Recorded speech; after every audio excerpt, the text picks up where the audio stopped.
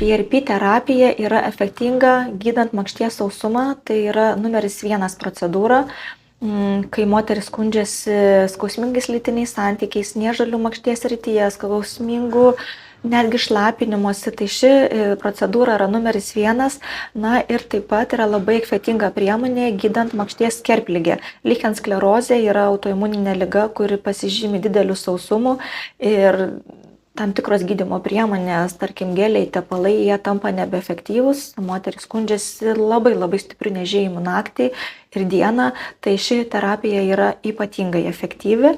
Ir taip pat noriu paminėti, jog PRP terapija dėl savo savybių, trombocitinių savybių atkurti, gydyti ir skatinti kaimeninių ląstelių sintezę, efektingai gydo pasikartojančius makšties uždegimus. Yra moterų, kurios skundžiasi makšties pasikartojančiais uždegimais kiekvieną mėnesį, pusę metų, metus ir antibiotikai tampa nebeveiksmingi, bakterijos protingos, jos tampa atsparios antibiotiniam gydymui. Na ir šiuo atveju pasitelkiama PRP terapija, kuria padeda išspręsti pasikartojančių makšties infekcijų dažnį.